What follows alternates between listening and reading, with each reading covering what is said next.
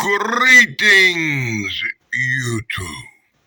Daddy staying here on Daddy Dan blog. You know I love saying that. I got a comic book for ya. Behold, Krampus. I've been doing a lot of comic books lately. I did Welcome Back, Kotter. I did I did Alf. I did Archie's. I did some really sweet stuff. Did you really think I was going to let this year go by without doing some gore? That's right. You knew I was going to bring on the gore. So you probably noticed from the last comic book review I did before this one, the gore was coming. Yeah, this is Krampus, #1 from 2013. It's the story of Krampus, and I bet it's not the story you think it's going to be. So in these glossy-ass, shiny-ass panels that you wouldn't be able to read no matter what I did trying to focus this new camera in on, I'm using the new camera because I'm uploading a video on the old camera right now, and I have to use this one to make this video. Well, you can figure it out. They were having trouble with some kids. The kids wasn't. Here's who you blame for this comic book, by the way.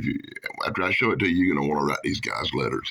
Anyway, they was having some trouble with the kids. The Santa Claus Alliance got together, created a Krampus. It goes and it torments the bad little kids. Y'all saw that movie, right? I would throw a movie trailer in here, but why would I do that when everybody saw the movie Krampus, I'm sure. I'm sure you saw that, right? Right? Okay. So anyway, here we got Santa Claus creeping around in the dark because that's what he does. He's just one of many. That's right. This evil Santa Claus trying to avoid the fairy army. What the hell? That's right. Because Santa Claus and fairy, I guess, are from the same dimension, and the fairy army is out to kick Santa, fake Santa in the nuts. I don't know. Well, anyway, Santa Claus' little army of fairies got the evil fake Santa and tore into pieces and ate him. Moving right along. Oh my God, this starts pretty grim. The real Santa Claus gets told by the elf that the fairies had caught the fake Santa and disposed of him. What? You killed him? Oh my God. They called out the secret society of Santa Clauses. Because we all know the secret society of Santa Clauses exist, right? Look, every Santa Claus from every age and every time, there's the Greek Pythagorean Santa, and here's the San Francisco Santa Claus. Check out he's dressed. And they're all unjudged under the one great, powerful Kris Kringle. And Kris Kringle says you cannot kill the fake Santa Clauses. It's wrong. So he passes a decree telling all his Santa Claus Society guys, you can't kill the fake Santa Clauses. So a great debate breaks out in Santa Claus Kingdom, where they try to figure out how to punish people who pretend to be Santa Claus. Suddenly a moose, reindeer, whatever the blue hell this thing is, falls through the skylight to the floor, and Doctor Who appears, looking like a little weird leprechaun. And he says, I know all kinds of magic. My name is Jack Frost. I am the king of the elves. What? So Jack Alpham shows up, and he's talking about he's the king of the elves, and him and Santa have a talk, and blah, blah, blah. And just fades off to something else where they're watching UFOs fly around in the night sky. What the hell? Anyway, Santa Claus has a ball, and they go down to the vault, and he taps in his secret code, and the vault slides open, and you see what horrible thing is locked up in the vault. Behold, the mighty, shiny, giant, green, Hellboy sawed-off horns on top. Hulk-looking Krampus. That's right, Krampus. And maybe this comic book ain't going to be as bad as I thought it was. Oh, my God, it's turning into a kid fest. Anyway, they look through at Krampus. Krampus ain't happy. Krampus wants out. Krampus wants to get the bad kids. Will you dispose of the bad kids still, Krampus? So Info Panels brought to you by the Daddy Dan blog. Jack Frost shows up. He consults the Santa Claus. He wants to release the Krampus. That's right, he wants to release the Krampus. He throws some kind of magic controlled Doctor Who device on Krampus's chest. He gives him the power to control the Krampus like a little bitch. Now they got, in the very first comic book, they could have told the tale. They could have went realistic. And no, they give us this bull. Oh my God, I'm disappointed. Anyway, they turn Krampus into their little Krampus bitch. Well, they tried to turn his mother into a superhero or something. Merry Christmas. They give him a oorog wide. Santa has reindeers. Krampus has giant dire wolves to pull his Krampus crap around.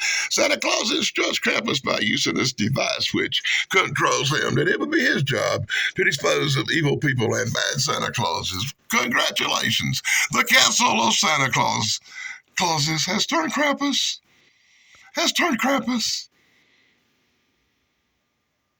into a superhero. Oh my God.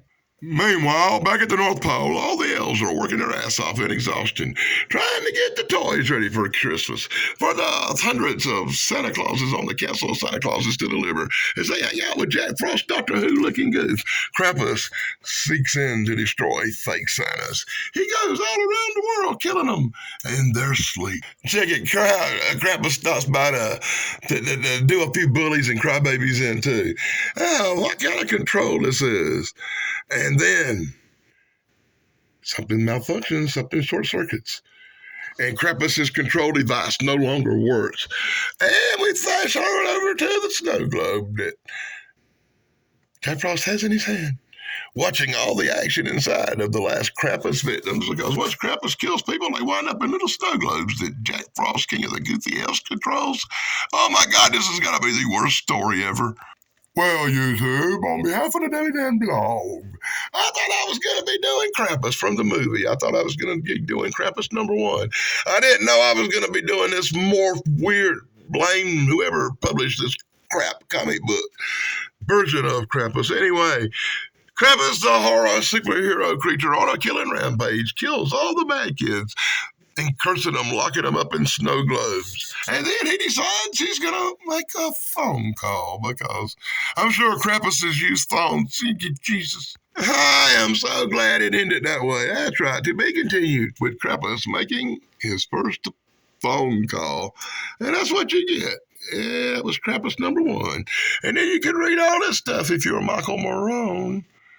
And I'm sorry about this, Michael. I've got a new camera here, and I don't think it's going to focus in good enough for your ass to read it all, is it? It might.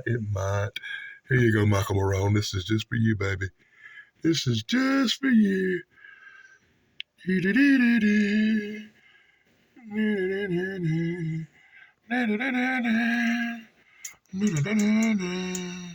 Hope you caught all that, Marone. And in the final full panels brought to you by the Daily Dan blog. You see commercials for Outcast comic book, which I'm sure has to be a lot better than the crap you just saw me review today. And here you get the Nowhere Man, but I really only wanted this for the cover from the wall, but that's a really cool comic. Hell, it's probably better than this shit I'm reviewing today, too. And then you get a good for some Manifest Destiny. You know, they did a Bigfoot thing. I got it on the wall already. You can see that review on the Daily Dan blog right here. And you get a review for this thing coming out in 2014 that I know nothing about. And this back cover is almost cool.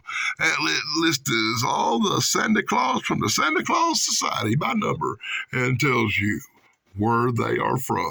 Because the Santa Claus Society is a big thing. What do you think, Dave? That's not the good stuff, is it, Dave Sunstorm? Pat McCormick, is that the good stuff? Thrice Pino Buns, Ian, Retro Cereal, somebody tell me. Is that the good stuff? And that's my look at Krampus #1 from 2013. Let me know in the comments below if you think it's the good stuff. I think it's the crap stuff.